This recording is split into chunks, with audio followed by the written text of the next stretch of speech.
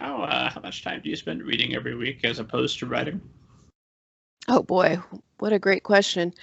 Um, I consider myself a reader first, and I read about 2 books a week on average. It depends, of course, on what book it is.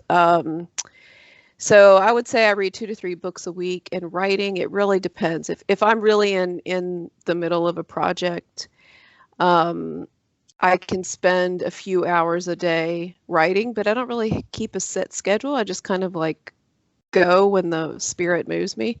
So I can either sit and write for hours, or I could sit and write for 20 minutes. It just really depends. But I would say on an average week, I probably read more than I write. So on those 20-minute days, how do you quiet down that voice in the back of your head that says 20 minutes? That's not nearly enough. Do you just glance over at your Newbery and say, no, it's fine? I just keep the Newbery close to my heart. No, you know what? Honestly, I've learned to, for a long time, I really struggled with process and trying to figure out what the right way to do it is. And I don't focus on quantity anymore. I focus on quality. Now, that doesn't mean that in 20 minutes I write the most beautiful words ever written and then I get up and leave feeling great about myself. But um, I really focus on what my creative spirit is telling me to do, which sounds kind of, maybe that sounds a little new agey, but if after 20 minutes I don't feel like writing anymore, in my view, there's no point in continuing because it's just going to feel very forced and cerebral, and I don't want that to happen. So that's when I get up and do something else. So I try not to focus so much on these qualitative things, if that makes sense. That does, although I imagine I'm talking to you after a great deal of trial and error to figure out what is the best process to produce your books. I know you had started off at some point as you were an editor for Thrive magazine. Is that where you started? Was in magazines and short fiction, or how did you get your start into publishing?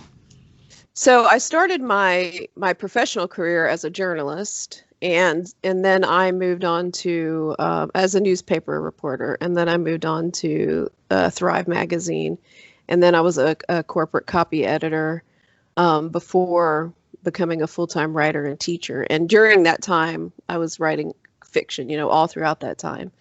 And I think that I tried so many different things, like you hear these words of wisdoms like you must write every day, or you must sit down from 8 a.m. to noon and only write, or you must set aside this block of time. And I would try to do those things, but I've learned that it really, really depends on the individual because everyone is so different in the way that they create. So I would try to do these methods that I thought were the quote unquote right way to do them. And it would just feel like forced. It would feel like homework. It would feel like I was doing an assignment if I forced myself to sit at the same time every day. So you're right. It absolutely took a lot of trial and error to figure out exactly what kind of writer I am. And the kind of writer I am is that I write when I feel compelled to. The good news is that I feel compelled to often. So I guess the day when I don't feel compelled to anymore is the day I'll start to worry. But so if I feel compelled for 20 minutes and I write 100 words, that's great. If I feel compelled for 10 hours and I write 14,000 words, that's great too. Of course, that brings its own problems because at the end of 10 hours, do you find that you've got maybe an hour's worth of writing that is just nonsense after 9 hours? Did we just chuck this in the morning? I could have spent that time watching television. Or Well, because I have this mindset, right, that there's never wasted time writing. So even if it's all nonsense and I wind up cutting 12,000 of that 14,000 words, that is not 12,000 words that I wasted. And I believe that to my core, so I think that helps me mentally, and emotionally probably, because I believe that all the writing we do only makes us better. So those 12,000 words that I would have cut led me to the better 12,000 words that I'm going to write in its place. So that's how I reconcile that.